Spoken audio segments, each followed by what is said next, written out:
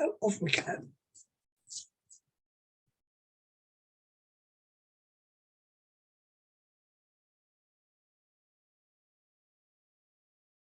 Okay, shall I get going then? And okay, well, first of all, congratulations to Gill on the publication of the 4th novel in the Schellberg cycle.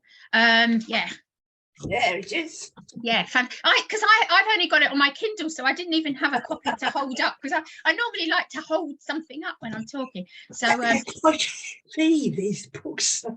I will no doubt get a copy, but yes, of course I read it. So no, it was delighted that Gill invited me along to sort of have a chat about this book.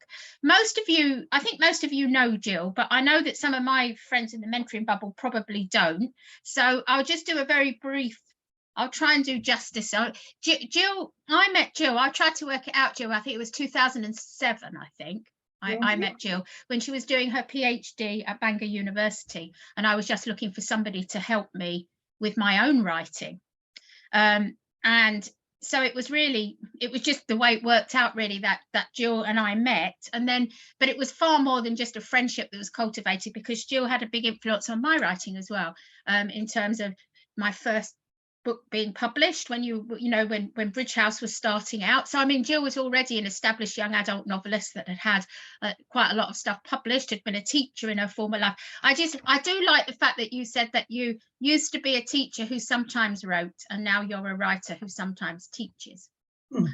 Which is true. And Gill went on to be the senior lecturer in creative writing at Salford Uni, and still does lecturing and things, but is like, I don't know how she does everything she does.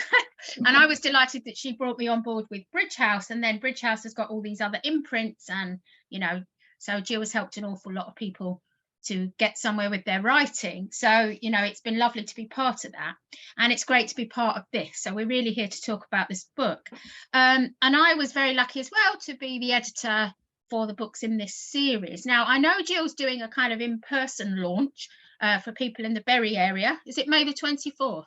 Yes. Yeah, May the 24th, where she'll be talking more about the whole series. So we're going to focus most of this on this 4th book, and there's a lot of things that we can discuss. So what I thought we'd do is I've tried to make it quite informal, so we'll really have a conversation about the book and about what we're doing, and then I'll invite Gill to do some readings along the way, and I'll keep an eye on the time, and you as well, in case I'm not sort of aware of how we're talking. But what I thought was, I know you're doing the other launch where you'll be dealing with sort of in general this Schellberg cycle, as it's called, but I just wondered, I mean, we've got the 4 books. We've got The House on Schellberg Street, Clara's Story, which is more biography / fiction, isn't it? The Girl in the Smart Uniform, and then this one, Face to Face with the Führer. So I just wondered if you could, for the people that don't know anything about it, tell us just a little bit about this series of books, what inspired them.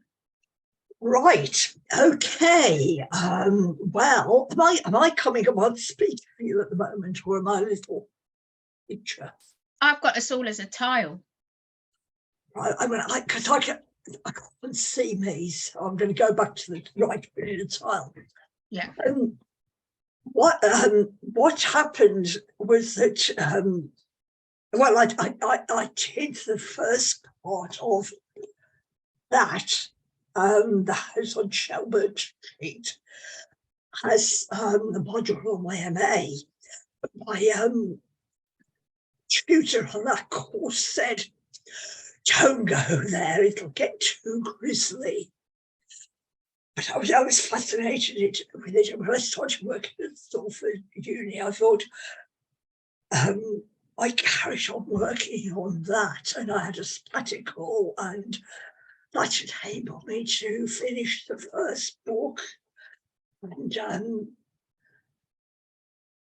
there's going to be 7 books in total.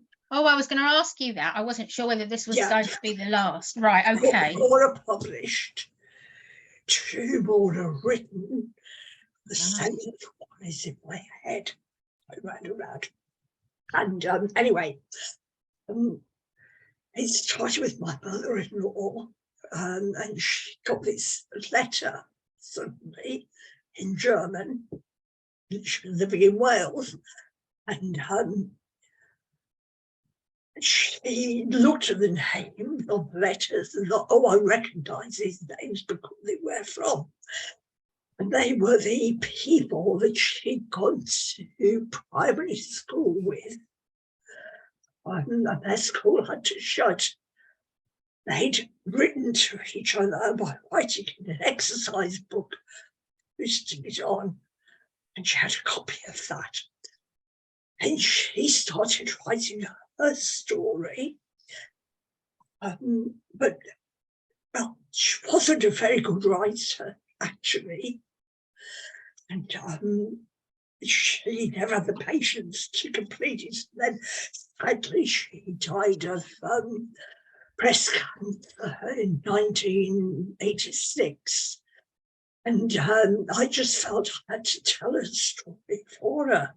And one story led to another. So essentially, the 4 books tell the same story from a different angle, but they tell you more of the story as well.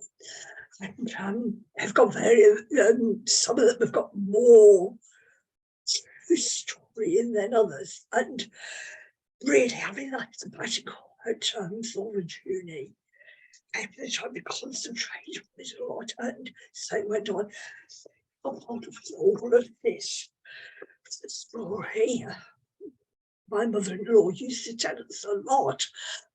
Go to school, disabled children that survived the era against all the odds, and the equivalent of Dad's army was sent in to destroy the school, and they refused.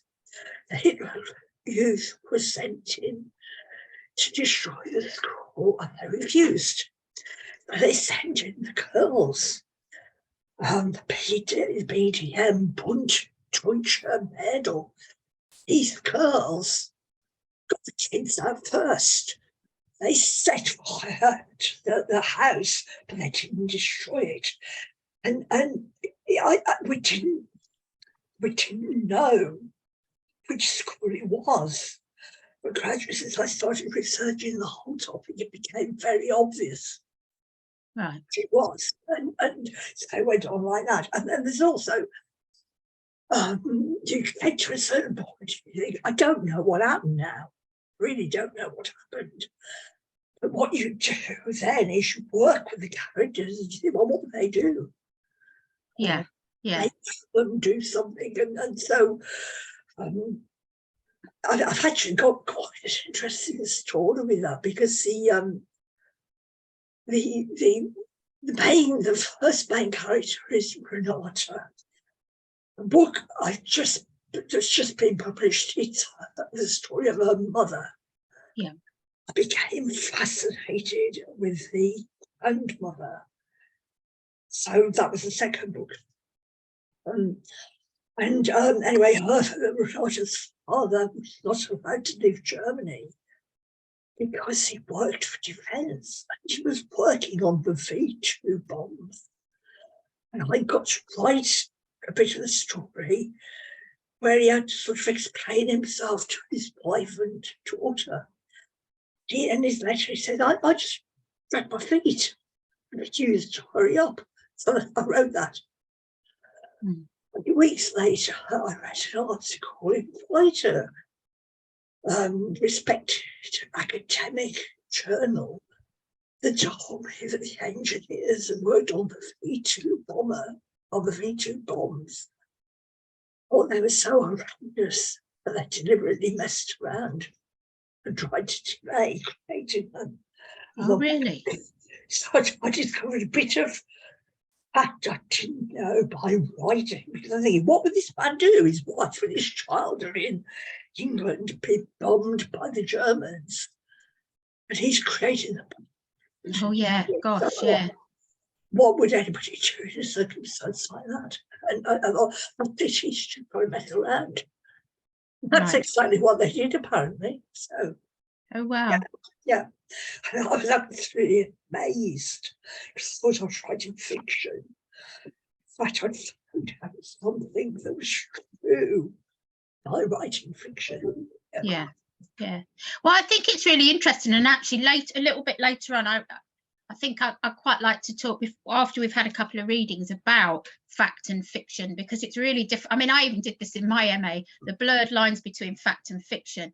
And obviously this is based on true stories, but like you say, if you don't know what happened, you have to use your fictional license, don't you, with the story.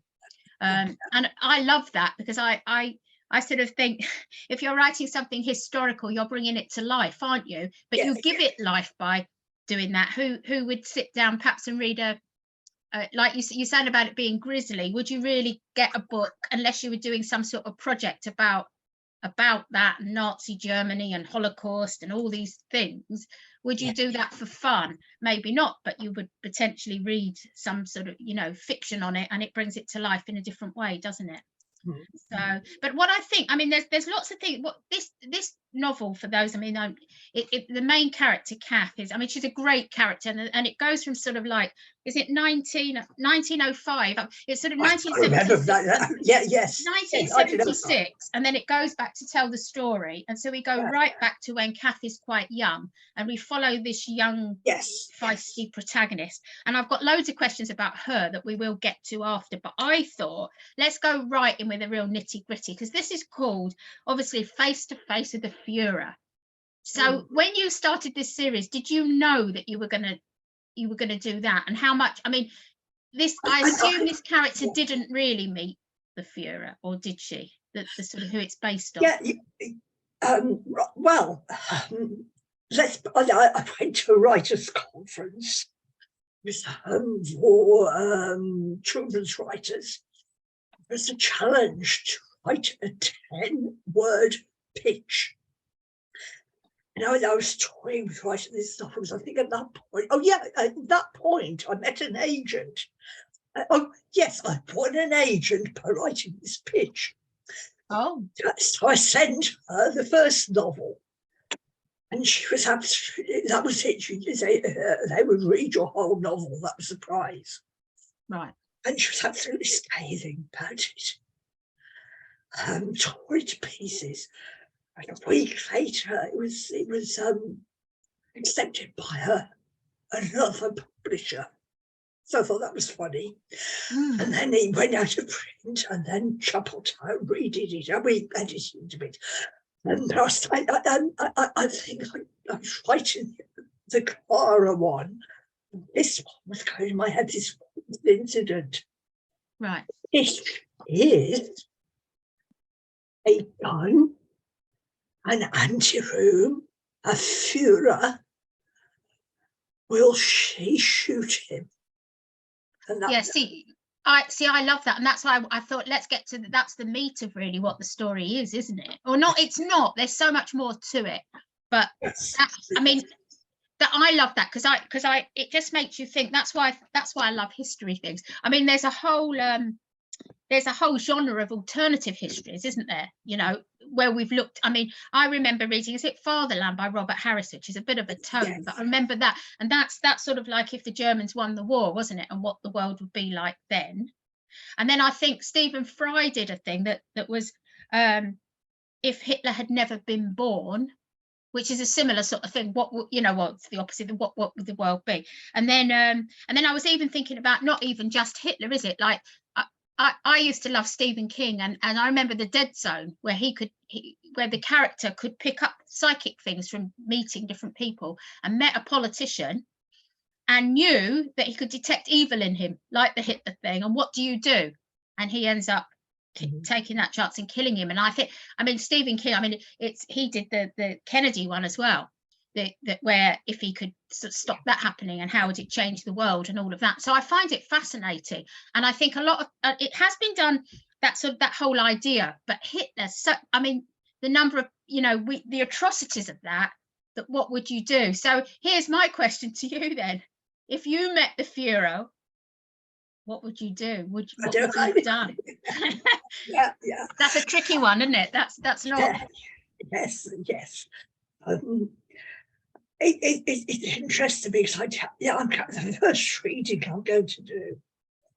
And I also read it, actually, you'll remember this, when we had an event to do with the Evergreen book that some students organised, and it was absolutely brilliant.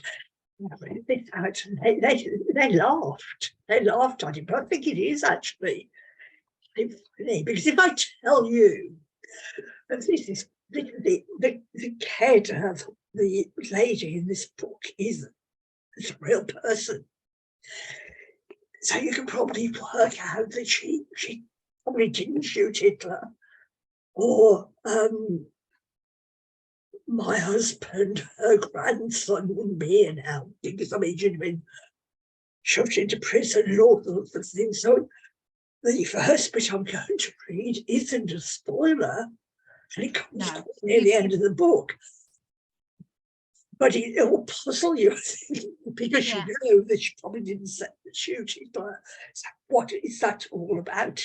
You know? Yeah, it's interesting. And you know what's similar to that, but handled differently, is Kate Atkinson's Life After Life. She has a character, Ursula, doesn't she? And actually, in fact, Ursula does shoot Hitler, and then she gets killed.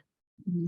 So, but it's fine to say you could lose your life for the greater good, but do you know then what Hitler's done? So in your story and hers, it's before we know everything that's happened, isn't it? It's just a sense of what could happen.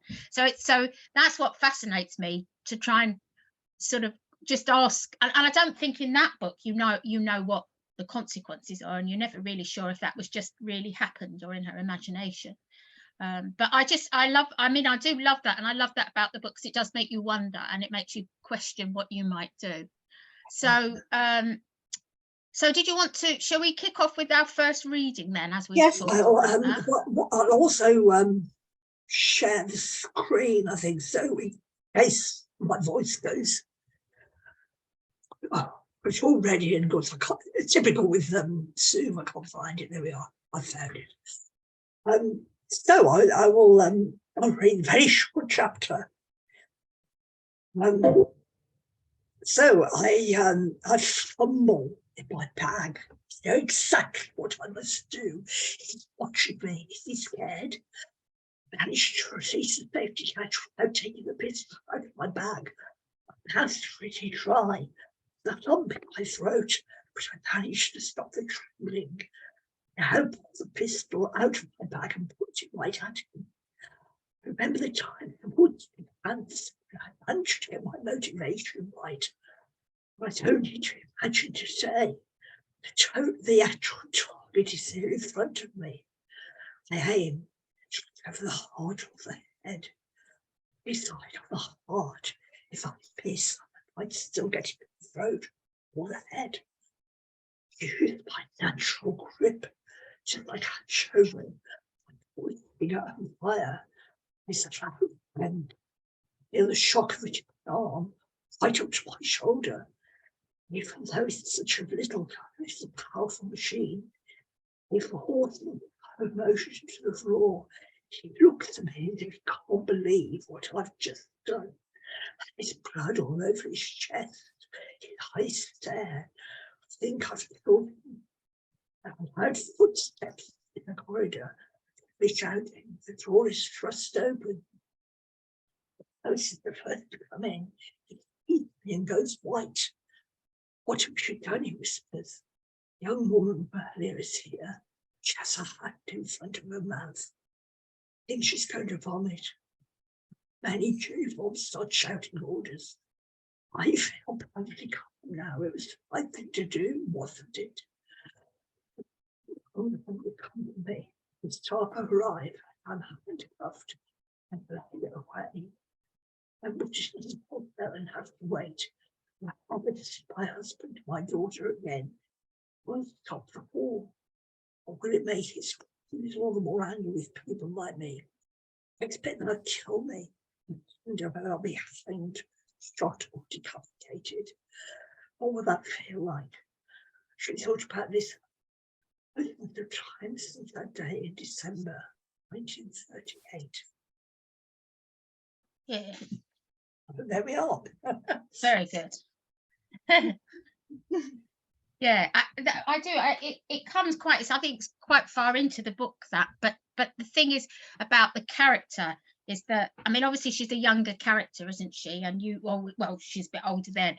But those are the you know, well, I hope you will, some of you may have read it, but if you haven't, I hope you will. The thing about Käthe is we get to know her, so we get to, by the time we reach that stage where she walks into that room, we do believe that she might do that, and of course, but then we find out what really happened later, don't we? So you'll get to see what really happened, and so that's great, because we get to see this person from when she's quite young, you know, and the skill she learned learning to fire a gun and all of that. So I really like Käthe.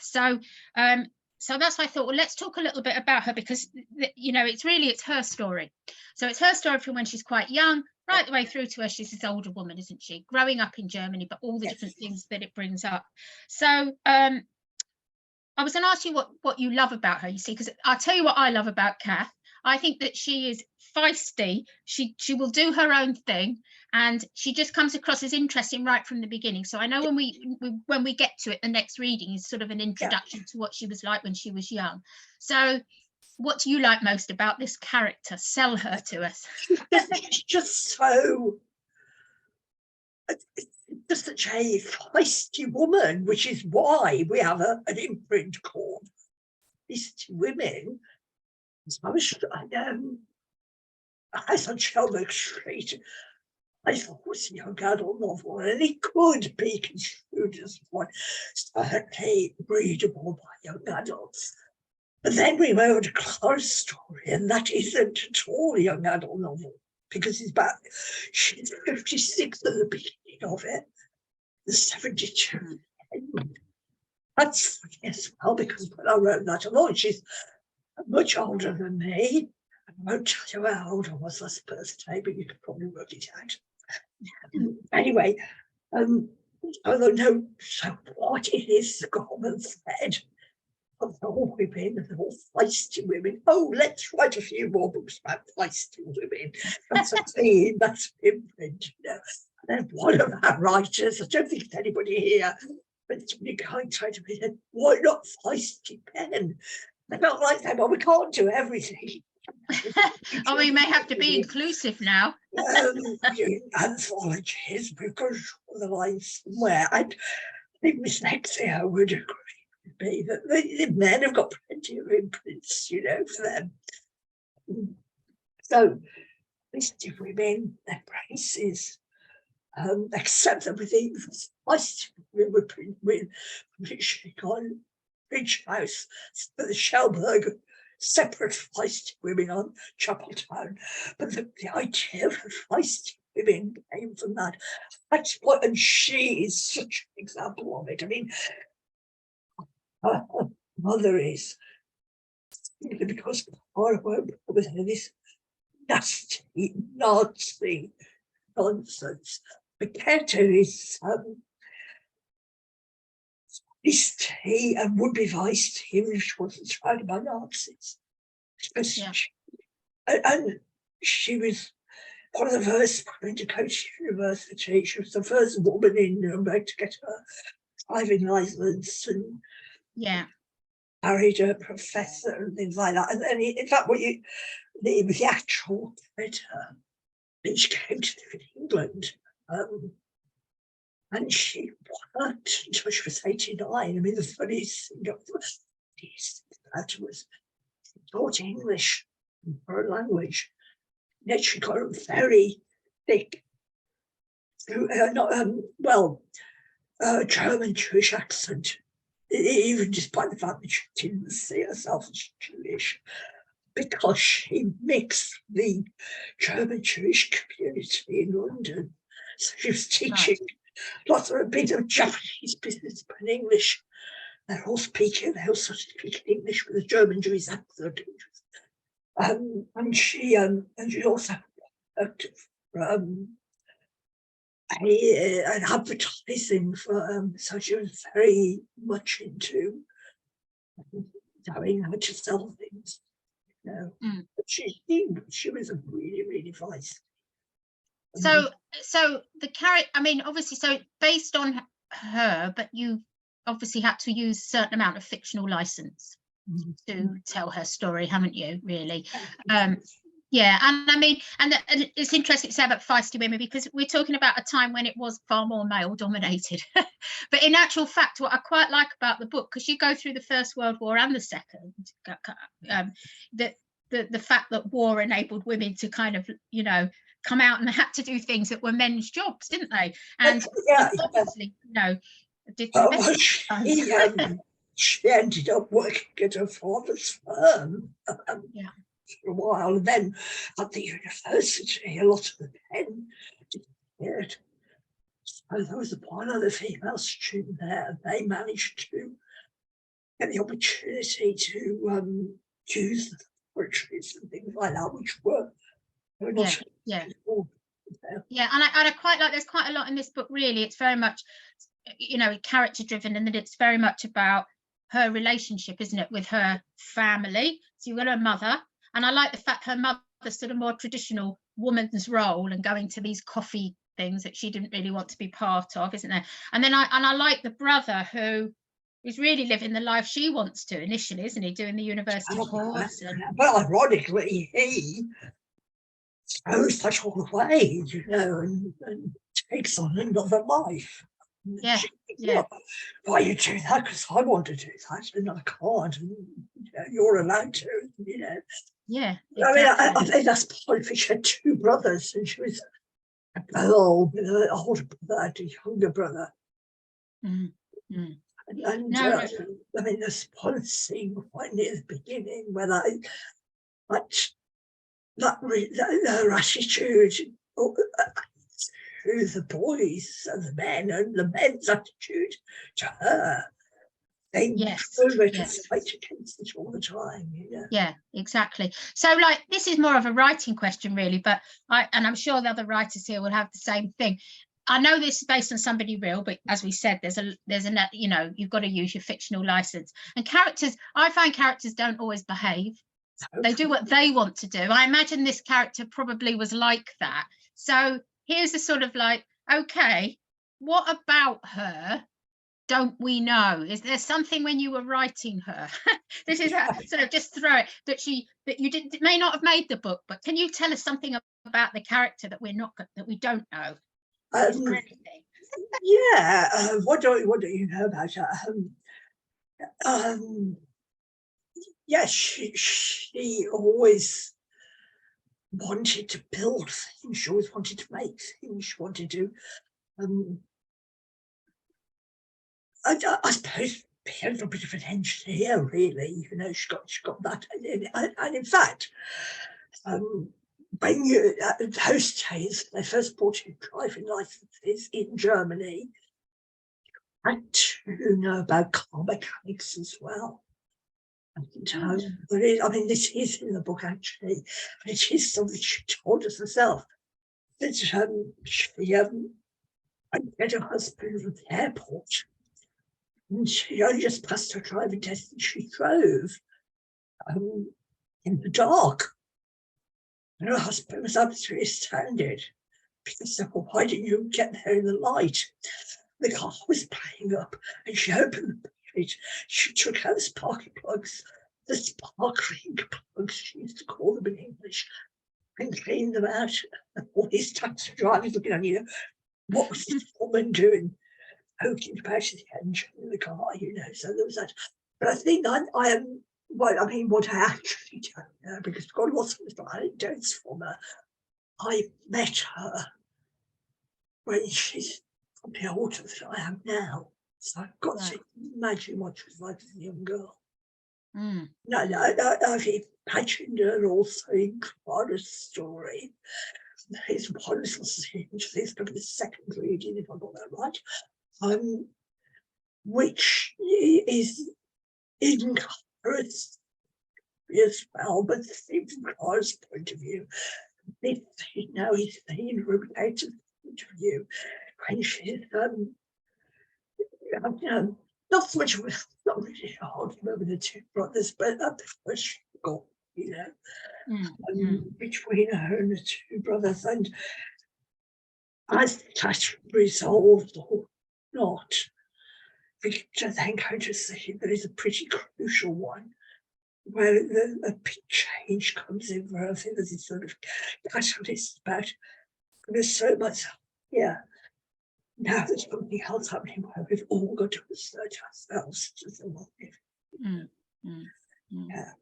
Yeah, no, she is a great character. There's lots of things about her that you know, well, and it enlightens us about what the world was like then and what she had to deal with. Would you like to share your second reading where I think you introduced her to us as a young girl, really, don't you? Yes, I'll probably not read the whole of that lot, but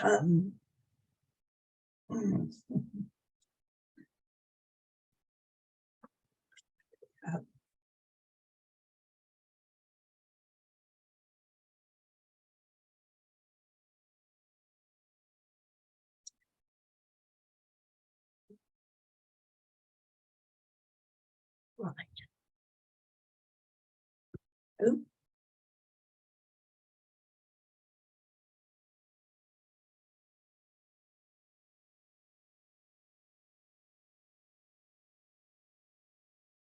Oh, right, so Käthe, what would you play with Clockwork Train? You wound it up and let it go across the parquet floor, trying to fight and explode. You pushed it up and then wound it up again. Käthe held her breath to turn the key.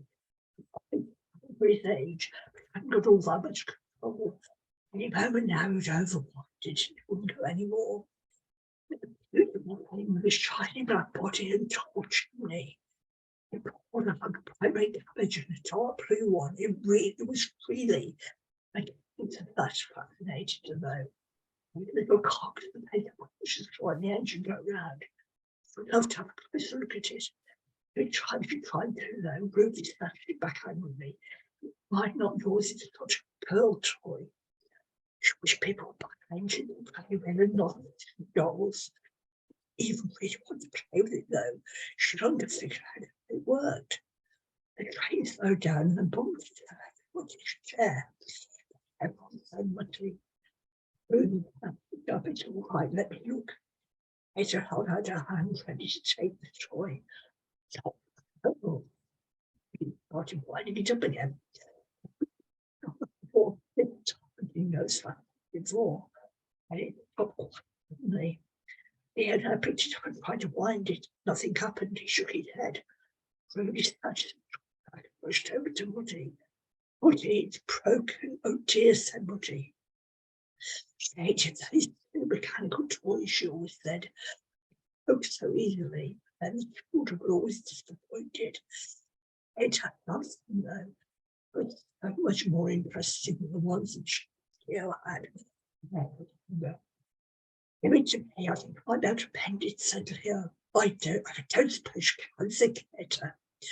I do probably for you fixing it. Her older brother was useless. Let's hope what he can, said Mutty. I tell you what, said Archie, why don't the three of you go down to the workshop and sell and see what you can do? Find only Leo should have all the tools. I can choose all of them as well. Käthe felt a chief read. Leo wouldn't have the clue. Now you're very desperate for it, but only Leo has big enough hands to hold them properly. Käthe frowned. He might have big enough hands, but it doesn't mean he knows how to make them work, she mumbled. What did you say? Leo's nose curling. It was stuffy in the cellar. The air was stale, even the light on it seemed gloomy. There was no window to the outside. Just most floated in the air. Ed had hoped it, though. It was like a real workshop. With its people and bench would make an ideal laboratory. If only the letter to her science experiments down there. She imagined herself mixing baths and chemicals together, or looking at the microscope, or even dissecting a rat. I wouldn't put all of the flash cellar. About what you could and what you couldn't do down there. Let's put the engine on the bench. Get the tools, shall I? Käthe went towards the locker. No, I'll do it while I've got the key. Leo went back to put it in the lock. Trust you, of course. Archie wouldn't dream of giving the keys to a girl. Rudy was charging between the two of them.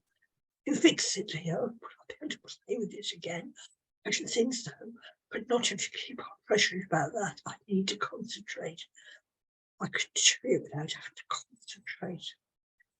Leo took the toolbox out of the locker and brought it over to the bench. He took out a small screwdriver and screwed the case and told the mechanics. I had to admit it. You would have been extremely careful. Beautiful, isn't it? And it so was. Those tiny cogs and levers, Leo poked at them. He shook his head. I can't quite work out what's wrong there. Let me have a look. She pushed him aside. I don't think you'll be able to see anything I can't. And anyway, that little hotbed goes on for quite a while, but I'll skip forward to where she goes back upstairs. She says, Mutty, I need your sewing box, she said as she arrived back in the lounge. Goodness, you're not going to try and sew back together, are you? Don't be silly, Mutty. And her mother was trying not to laugh. It wasn't funny. It was really a practical solution. I need your needle threader. Needles perhaps as well. Mutty raised her eyebrows. She got up out of her seat and walked over to the side of the room.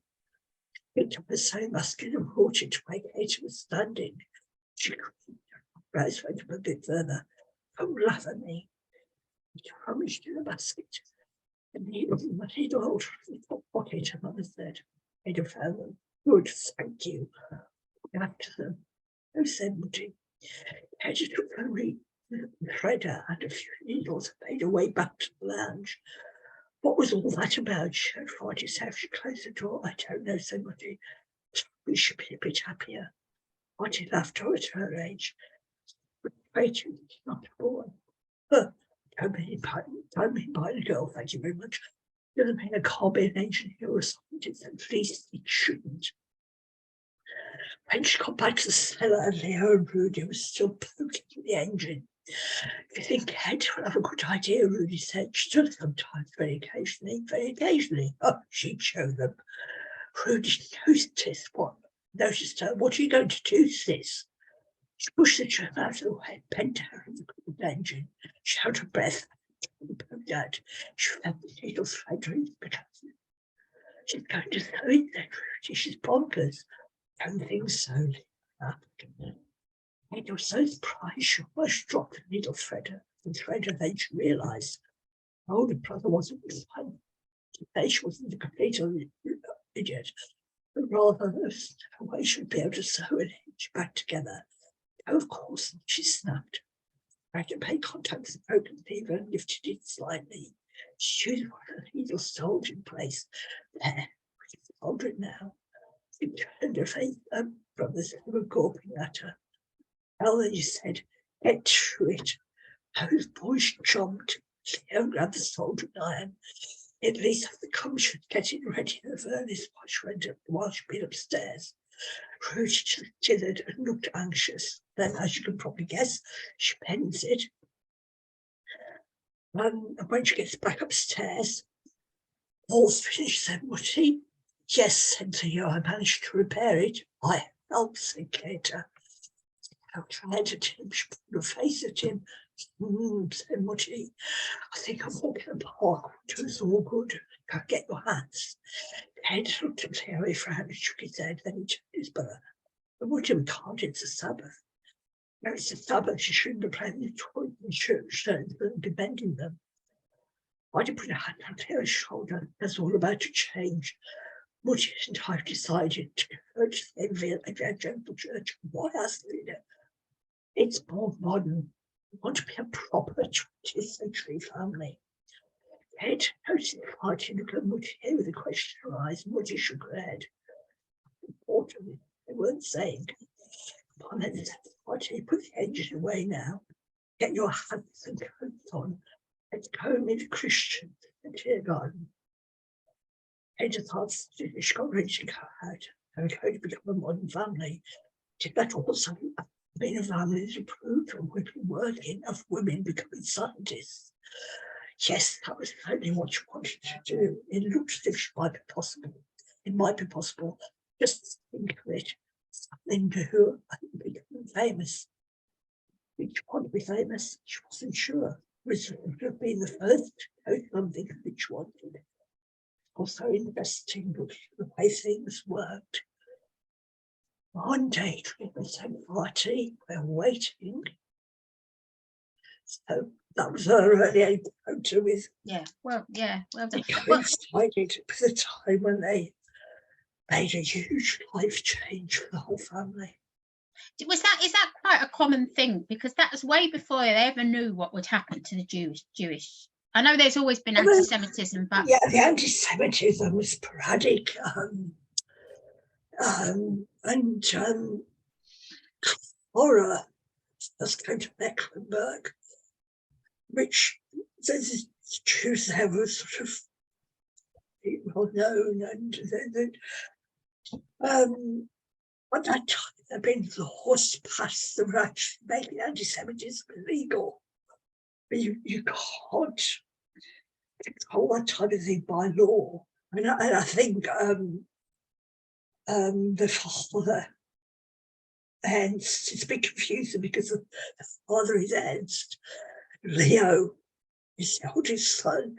Later on, Leo changes his name to Ernst because he wants to have the same name as his father. I think Ernst Senior could see what was coming. Right. And they in any case, he was also an engineer. They weren't particularly religious. Right. And that talking about the Sabbath was a little bit tongue in cheek. Yeah. They weren't. We shouldn't be doing this because it's the Sabbath. But they thought it was quite a nice idea to go for a walk in the park. Anyway. Yeah. No, it's quite interesting. All that. Well, I mean, because the thing about identity comes up quite a lot, really, doesn't it? Because it's whether how does she see herself as a German, and the whole Jewish thing, and doesn't even really think about that until obviously we come closer to all the sort of the Second World War, and then when she eventually has her own daughter and realizes that they make up there's all these rules about what you are, isn't it? And I mean, I know that the Holocaust and all of that's represented a lot in fiction, or the things leading up to it, and the anti-Semitism, but it's always nice to get a different angle and a different view of what that's like for the family than the sort of traditional stuff that we see. So that's that is fascinating. And no, thank you for what you read, because that gave us insight into her. But the thing that I wanted to talk about was her being a scientist, because that's the big thing. I mean, you've got one of the characters in this novel is Einstein himself. Oh, yes. And is that so? Did she meet Einstein, or was this being? She did meet him. She did meet him. One of her lecturers are quite well known. Right. Physics world, and she didn't get to know him quite as well. Right. I don't know. I may have accidentally uncovered the truth. It's been like method acting. You sort of think, what will this character do in this situation? So you put in that situation and see. And there was quite a fight at the university, and because the female students weren't allowed to take exams, they weren't allowed to do experiments. Yeah, see, that's fascinating. I imagine Einstein would have thought this wasn't fair. Yeah, I was going to ask you that. Do we know his views on that? Would you have thought that? What do we know about his views on feminism? I've read a lot about him. I've read a lot what he's written, and I think if they had that conversation, if she had that conversation with him, he would have probably acted that way. Oh, right, yeah. That's not very fair, is it? Yeah. Because I like that, and in fact, it's quite current, really, thinking about women in science as well. Because I mean, many of you here read the Lessons in Chemistry novel by Bonnie Garman, which deals with Well, Elizabeth. I've got that on my list. Oh, have you read? Now that she wants to be a scientist, so it's very much about a man's world where she wasn't allowed to do science, and I love that. She's a very feisty character as well. She's very different to your character, but the same sort of thing. She wants to do science, and so there is an injustice. I mean, and I was a scientist first, so I get it. But this whole thing, it's a man's world. You can't be a scientist, and the fact that she was allowed to go to. So I assume this is true then, that she would have been allowed to go and sit in on lectures, but never allowed to get a qualification or a degree or anything. I mean, again, it could well be fiction, but I've got a situation that when the men off the Second World War, all these laboratories are sitting there empty. Yeah. And they live a very fictional character who's the dean's daughter. And she's a lesbian, but don't find that out a little bit later. And I'm not a little asked to shut up. But and her way of coping with the men was actually to dress like a man. That's right. She's quite an interesting character, actually. I like her. Yeah. I know she, a bit naughty one day, she steals the key to let themselves into the laboratory. But, I mean, knowing real Käthe, I wouldn't put that past her. Yeah, she may well have done it. She likes experimenting. She would do, you know what I mean? You know what I mean? She's fictional, but I'm basing it on what I know of her or knew of her or worked out. Yeah. Was the fact that she proved that they're made, it was the babes in those days, they're made mad by doing all sorts of fish experiments. Now, like baking powder and taking a mess of the kitchen, you know, and things like that. So she did do experiments. She had tried ways of doing them. I can just imagine her. Yeah, and like, so her friend, it was quite nice, like you were saying about dressing up as a man, and she's the dean's daughter, and so at least there was two women, if you like, going to these lectures and learning science. Is she real, or is she purely fictional, that character? She's fictional. I liked her though, because it gave her a friend who kind of got it, and her sexual preferences is something that comes out later, isn't it? They're friends, and then it was something maybe they didn't talk about then really, but so it adds another interesting dimension to the story. Because I think, talking about love and things like that, she used to look at I was quite interested in the relationship with her, like I was saying earlier about her mother, because her mother's more traditional and has these sort of, goes for coffee and does all the sort of womenly things, but she kind of supported her daughter, but may not always understand, maybe, didn't she? And yeah, and I suppose our character wanted to rebel a bit against women's role, although, I mean, I don't want to spoilers and give everything away, but although love always comes into these stories if it's following someone's life, doesn't it? So we do see her sort of take a more traditional role, don't we? Yeah. So but I mean, it covers such a long time span, really. So there's a lot happens, and there's so many questions. It's which things to talk about, really. But I just want to touch on this fact and fiction thing. So I was talking about earlier, the role of fact in fiction. So did you see this when, I know this came from these letters and you decided to write these sort of books? Did you see it as a way of changing the way people think about history, or do you feel like you've got an obligation to tell the truth, or is it more the entertainment of the fiction? There's lots of things there. I mean, I guess the two first things were having to write my mother-in-law's story for her. Yeah. And that's a huge responsibility. You've got to sort of be, and that you're being as truthful as you can, but you can't, you're giving them a voice, and they haven't got a voice there. And then and then just one thing, and the other one was the letters. Such a fascinating resource. Fascinating resource, and yet, first of all, I had to translate them from Germany to German, because they got that very curly Gothic writing. And then I translated them into English. I don't know that I really need to do that, but there was a thing of changing the words, got me into the heads more. I think the writing was the class teachers. What's interesting was she was writing in plain handwriting, not copper plate, just very plain handwriting. All the girls were a mixture of early handwriting and the old Gothic script and things like that. And one good thing about what happened during the Nazi time was that they got rid of the Gothic script because they thought it was been invented by the Jews. It was Jewish. Oh, really? Yeah. And then halfway through the war, they started printing their newspaper in a much more readable script. The easiest writing to read was the teachers.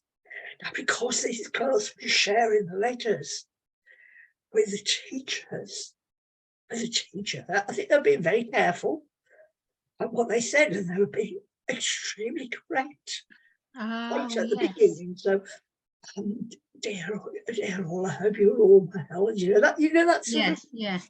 You know how to write a letter.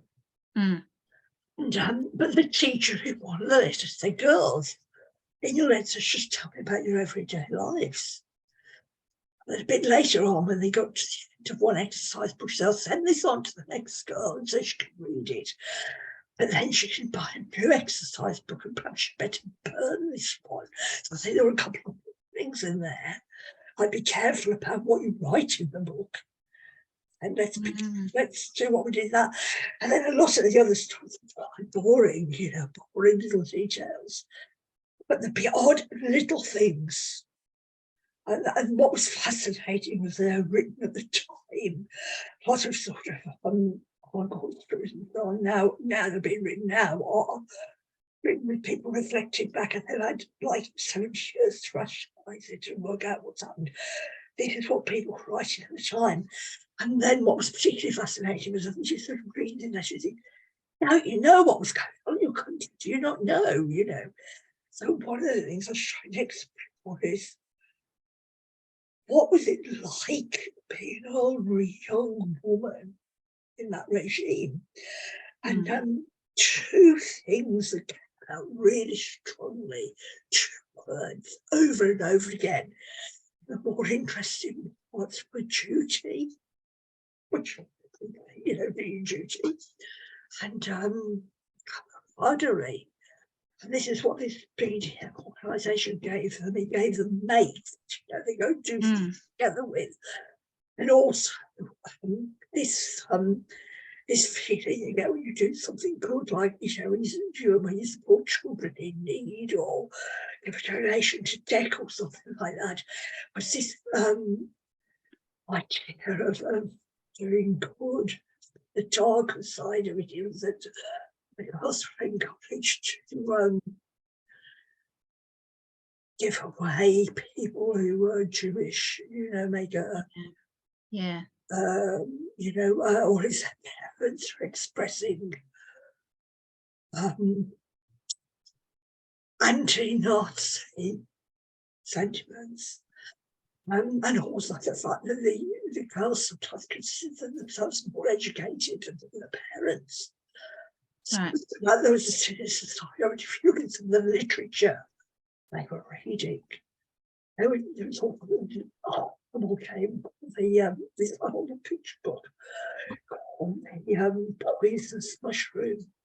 That was the Jew there. So, but when you look at their magazine, it looks like a scouting magazine. It looks just like the 2 for the girl guides, and so there was that nice feeling. But as the years went by, it was less about fires and things like that, but more about housework and first aid. I suppose first aid's a good thing, but the first aid was to help the soldiers who'd been knocked about by the nasty allies, and that sort of thing. I think you also got to remember these girls had got, they grew older, they were 13 at the beginning when the letter started. They're 21, 22 when it finished. They got boyfriends, they got fathers, they got brothers who were being exposed to the war, so we tried to get them into what they didn't know.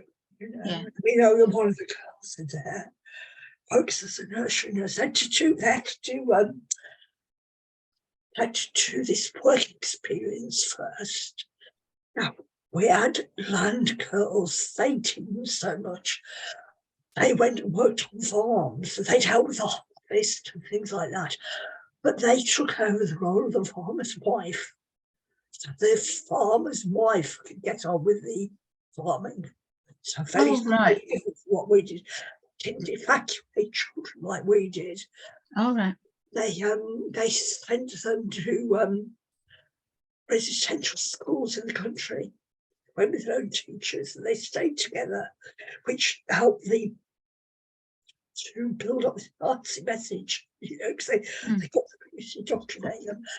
But a lot of those schools were turned into youth hostels afterwards. That's why Germany has got the best youth hostels. Oh, really? Yeah. It is fascinating because there are things we don't know anything about, and the very fact that they came from actual sort of letters that have been written, translated, and then you've learned about, it's prompted you to learn all about this, and that's what I love. I love about the books, because it's something we don't really, it's a side I didn't know about, and they didn't know what was coming, did they? And you're a part of it. You're part of it, and you're just because that's the thing about war, isn't it? We're all the same, really, but and that was the theme that came up for me. What was what these young women who wrote these letters?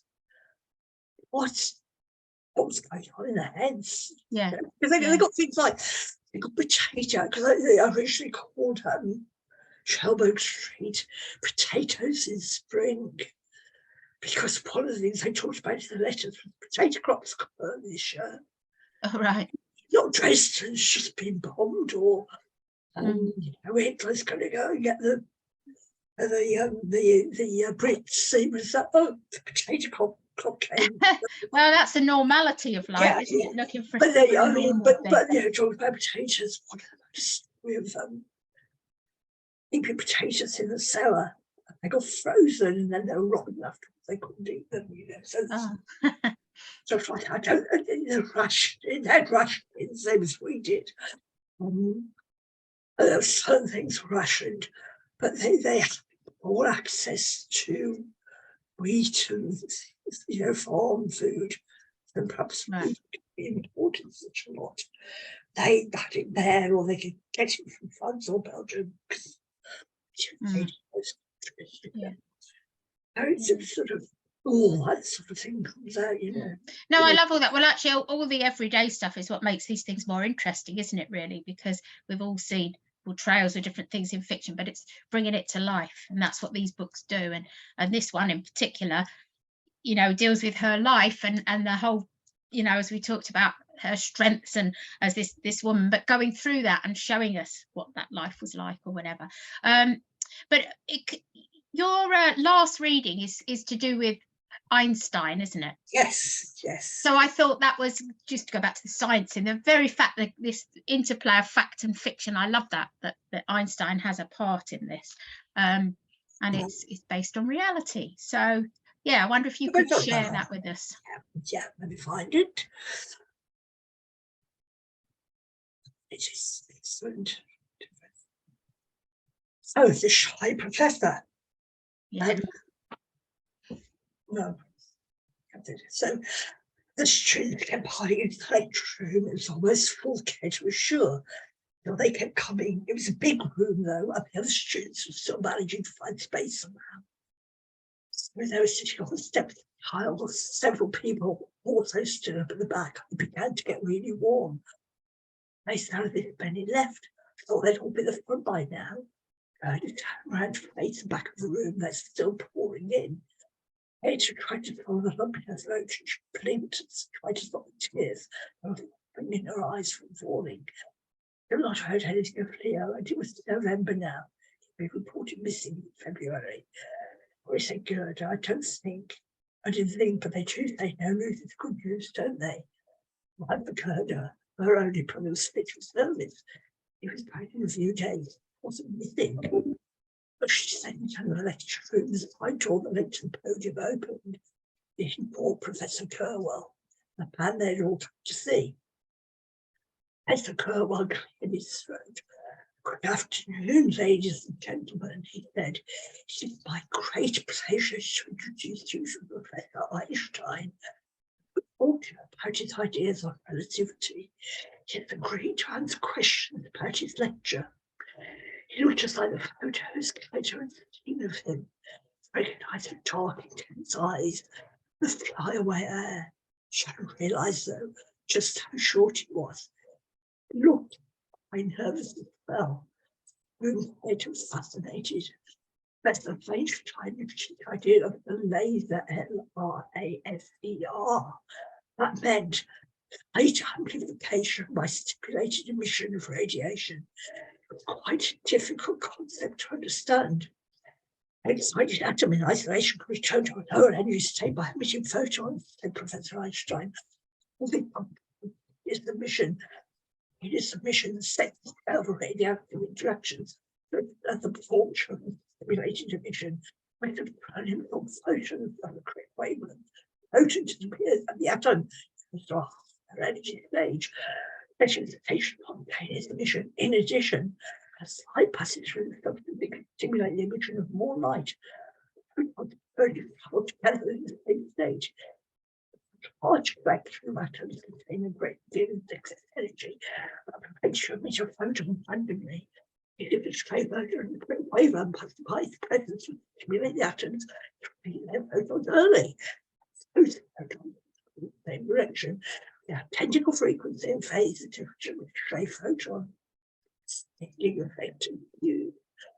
The crowd of identical photons moves through the rest of the atoms, even more photons will be emitted from the atoms to join them.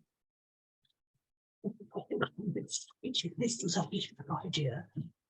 As movement survived, there were things they couldn't really see. Even with a powerful microscope, yet this man was finding other ways of proving that they existed. It stopped. He'd been nervous now as well. But no one why she survived, so was she. She really must learn more from him. Gradually, his lecture came to a close. Thank you for listening to what may must to be slightly crazy ideas of a relatively mad scientist, he said. Just one more thing to explain to you. I beg of his patience. I can't have everyone. It's hard and such a set of blushes she doesn't caught her eye. She might move. My health has not been the best for you. Well, from now on, we take a less active role here at the university. Shall, however, still my research, I shall still publish papers. Dr. Palmer made his place with the audience. As I had to wait until everyone calmed down. The time I had on lectures, I did discussion and graduate students like themselves. Actual understanding. Most of the students, including Käthe and Gerda, started clapping. Professor Einstein beamed at them. He held his hands up and indicated they should quiet down, listen to one last message.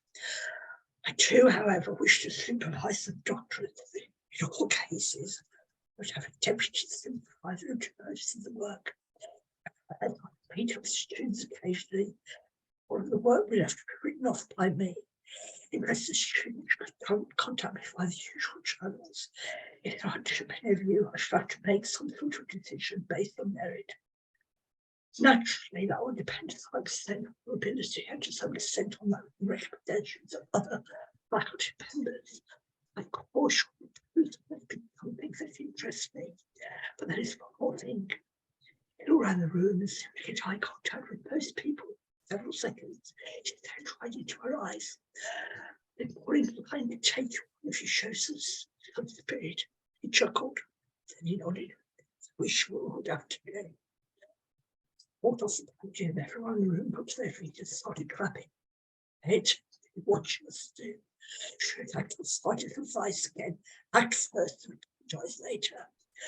A good balance between the usual challenge and a bit of spirit. Who could tell? The worst that might happen to be saying no or be terribly shocked.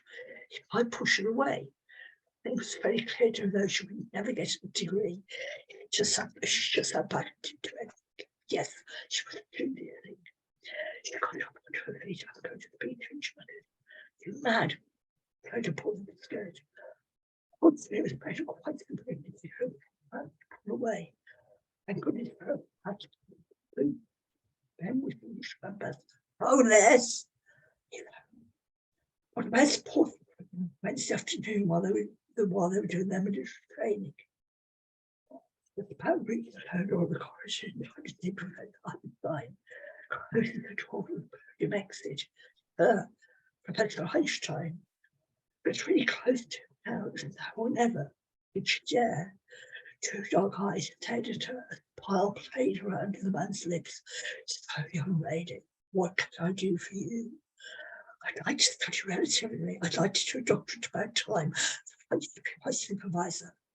See, so tell me more about yourself. Fine. Less, Käthe, less. So fine, less. Why do you want to study with me? Käthe felt herself blush. It's fascinating. The new science is exciting. I want to learn more and I want to discover myself, something for myself. Your studies? I think so. Yes, I am. Do you think so? Yes, I am. But you see, they won't just take the degree exams. Won't let you take the exams? No, it's useless. You would never take her on. We do all of the experiments and you work well. Yes, they have. Professor Kirkwell appeared behind Professor Einstein. I guess I have not too much of Professor Einstein's time. Both of us now go to laboratory practices. Can you confirm this? Yes, I can. Schellberg and Oppenheimer are really disciplined. Could, said Professor Einstein, and it's true they're not allowed to take exams to receive a degree. I'm afraid so. Why is that? Well, because they're women. Pity, great pity. Only to please supervise this charming young lady. You see what could be done about this? Yes. Now Professor Kerr once turned to blush bright red. I'll see to it straight away. The two professors scuttled away. Didn't, Curtis' mouth hanging open and her eyebrows raised. I most certainly did. You are wicked.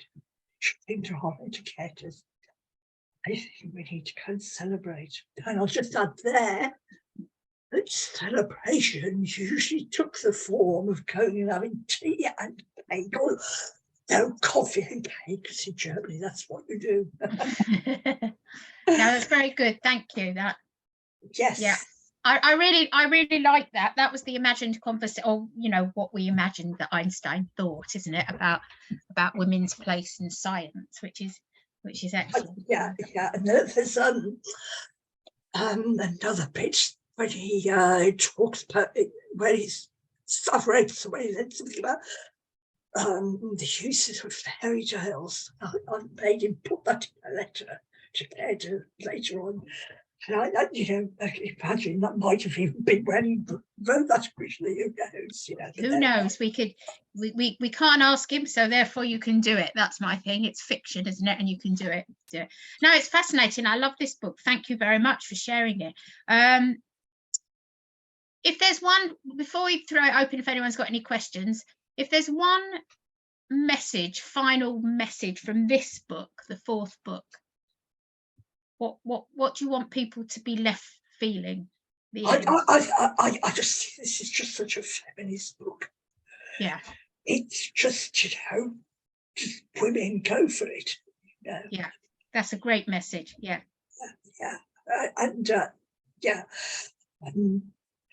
I could say some other things, but they would be spoilers, so I won't. Yeah. If you read the book and you've got some questions which you might have about what isn't true, and she's probably on my website somewhere, you know, but do get in contact and ask. You know, that'd be really interesting. I'd be interested to see what you think, you know, about that. Yeah, excellent, excellent. Okay, so should we open up for questions then? Yes. Unmute yourself and ask questions. Has anyone got any questions? Alicia? Yeah. Jill, can you say something about the decision to make this into 7 novels? You know, was that about sort of deepening the reader's understanding of this time period? Is it because there were that many letters and that was that rich? Just quite interested in that series notion. Seven happened accidentally, but I think 7 is a good number. My other series of novels is also going to be 7, so I think there is something there. I think one character led to fascination with others. So first of all, we've got the main character in the first book, and then her grandmother became fascinating, and then her daughter became fascinating, and then there was the questions about the girls, not the girls and the lectures, because they're real people. I didn't want to really use those, but the girls who decided to not destroy this school. I mean, I'm rather afraid that I've given them a really good excuse because of something nasty happening. So it's not because they became altruistic or anything like that, although they possibly did afterwards. I came from that, and then I felt I wanted to explore the girls' heads a bit more, so I took 4 of them and visualized them more, just get, you know, and then what it's like when they gradually realise that what of course happened, because Renata, the first book, has disappeared. One of their teachers disappears. Another girl from the school disappear, and they gradually learn all about begin to realise what had happened and what that then does to them emotionally at that point. What sort of informed that a little bit was that my mother-in-law came to be better with all of her schoolmates at the time, but there came a point when they had to talk about it. And they had to, you know, and I mean, there were 1 or 2 people who'd heard the rumours, and like Clara has pointed out, no, the 20th century people just wouldn't do that. And that was one of the reasons that they thought it can't be right. You know, I mean, I went to school reunion, there'd been all sorts of rumours about his teachers at the school reunion. I found out they weren't rumours, it was all true. One of my teachers was a paedophile, another one had an affair with a sixth former. So again, I was a girls' team, and then one thing that research was quite fascinating. There was a German theatre closed down, yes, but the school didn't. So some of the programmes that you've got at school for junior would carry, they've been in Nazi Germany, like drama and creative writing and English and drama. They would have carried on there, and I've got a character who does that. The one is getting involved in a little underground theatre that satirises Hitler and all that.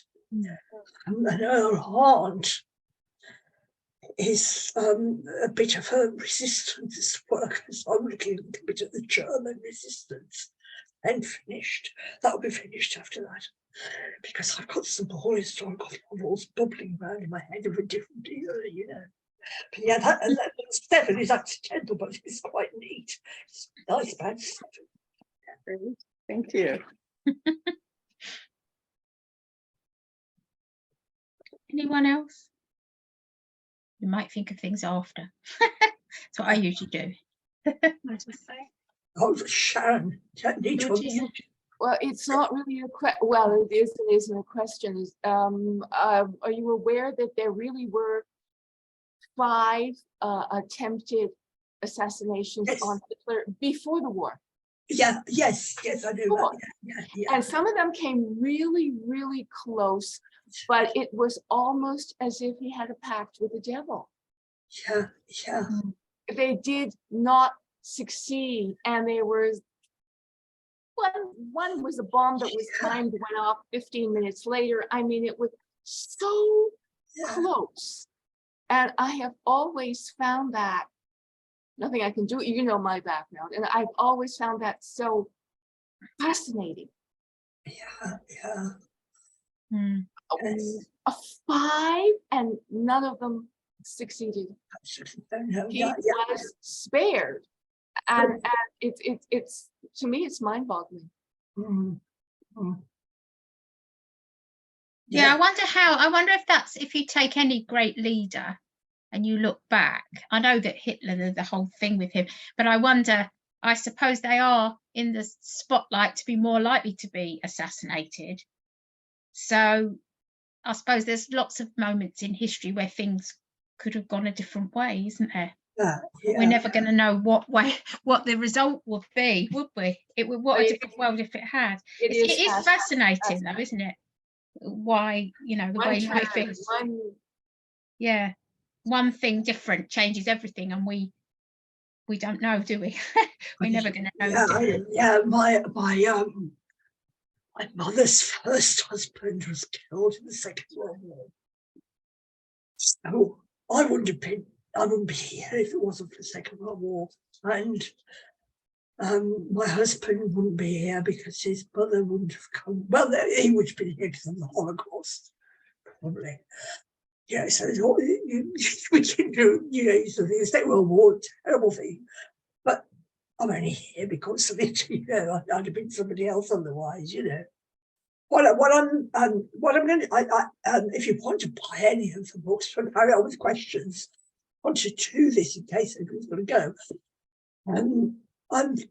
I've got a special offer on them, and I'm going to put a form into the chat. I think you can do that, so that you can get them at a special price, which is a privilege of having been here. If anybody's coming next week, it's the same, isn't it? And I've got big boxes, and I'll have another big box too, because I've got some more coming for another book. I'm going to pop that into the chat, and I'm thinking about to get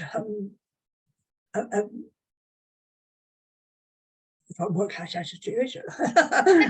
I've done it before, but I think I can do it now, so we'll see.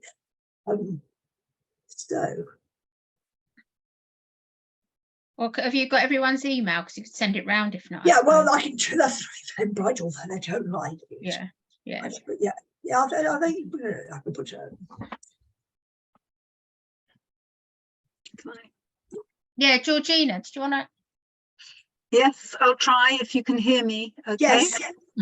I was fascinated by reading your first one, and I thought I must read it before you talk about the fourth one.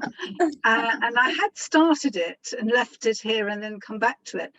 I would just say it's wonderful about the common humanity that's there between, as you kind of have Renata in the UK and the girls in Germany, and a person with the historical understanding, you kind of know what's going on, and you kind of underplay some of the things in some ways to make it less grisly. But the really grisly and horrific bit is the italicized voice of the kind of anti-Semitic, racist. Yes. That voice is so horrible at times, and it is like so inside Renata's head.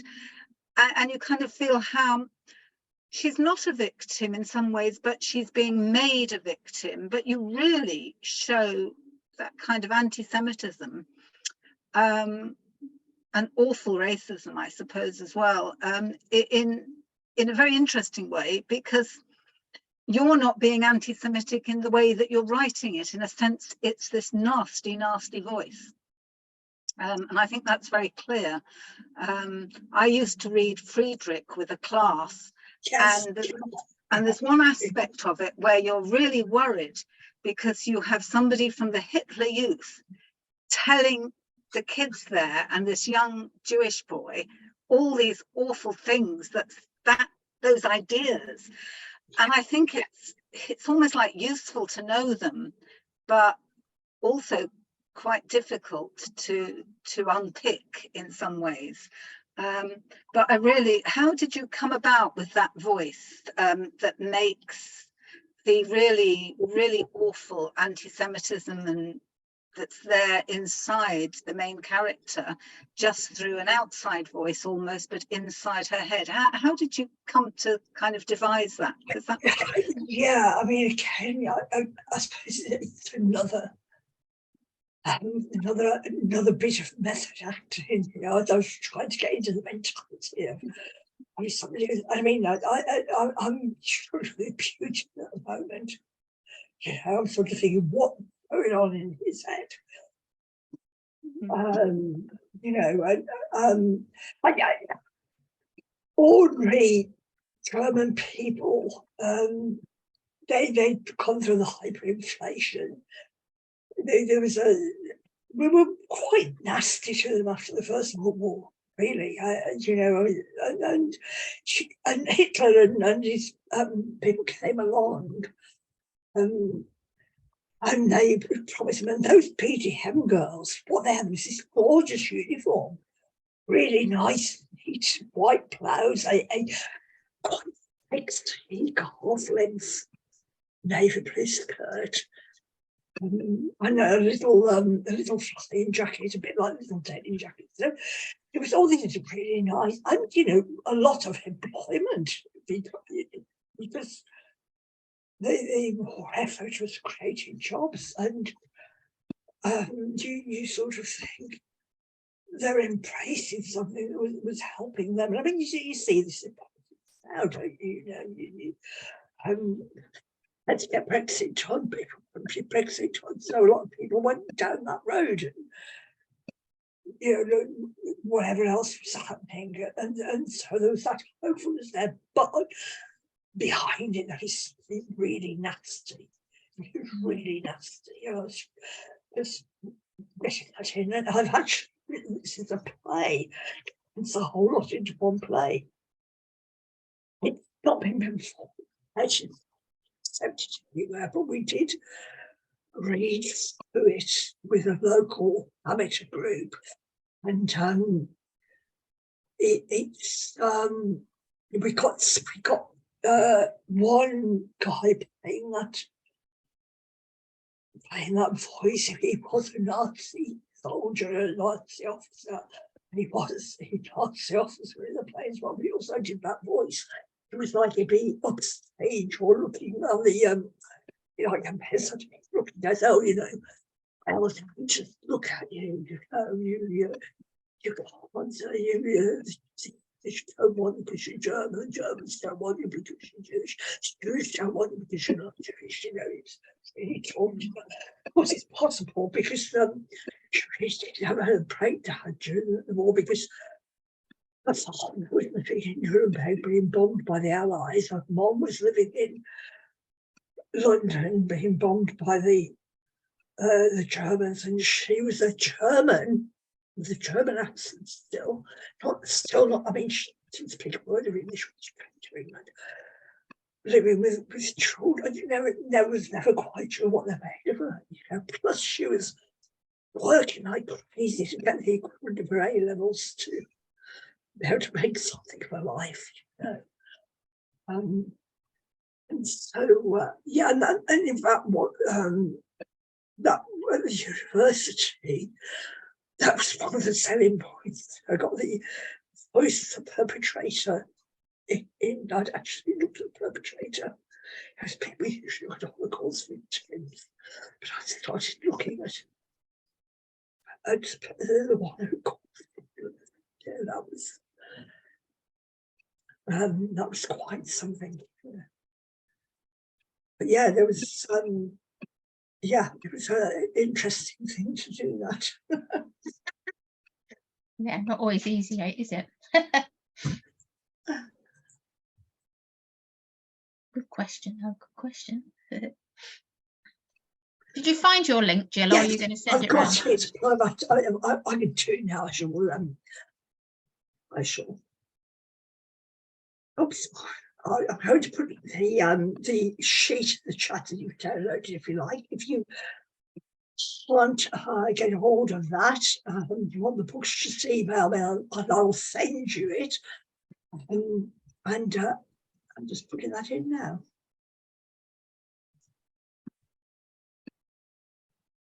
There you are. Basically, you can, there it is. One book here, £10, and normally you have to pay postage on top of that. 2 books is 15, 3, 18, and you have all 4 of them for £20. You can also specify if you want a signed copy. But I'll probably do is I won't send them out until after my event next week. And then if I need to order more, I can order more. I'll keep you informed of what I'm doing. But there they are. That's the first one. That's the second one. No, sorry, that's the first. Oh, that's the first one. That's the second one. That's the third one. You can see lovely BGM uniform there. And there's the fourth one where you could see the gun inside the handbag. And put out the church mystery. But yes, yeah. So anyway, I don't know if there are any more questions at all. Stunned into silence, you see. Yeah. Well, if there's no more questions, thank you very much, Jill. For just one. The discount is the same as well next. Oh, is there? And if you come next Wednesday, you get a discount then as well. Yeah.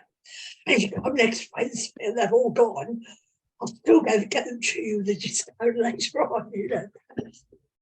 Yeah. But anyway, thank you. I have a question. Is next Wednesday on Zoom as well? Oh no, it won't be on Zoom as well. Will not be on Zoom. No, because the space we're in is a bar. I think it'd be a bit too noisy for Zoom. We're not. It'll be a bit more chatting in small groups. But I am doing a PowerPoint presentation, just about 15 minutes. And if you like, I can send that to you. If you want that. So, but in that PowerPoint presentation, we'll talk about a lot of what I've said tonight, really, So, yeah. I'll send that to you. Well, thank you. It's been really interesting Yes, thank you all to for hear coming about and the listening book. to me. Yeah. And the whole series, because it's based on true stories and everything, it just makes it that much more interesting. And the subject matter is something that's, interesting to everyone. So, it's great. Thank you very much for sharing all of that. Being the hostess, and thank you all for coming. Yeah, thank you all. Yeah, well done. Thank you. See you at the next one. Yes, yeah.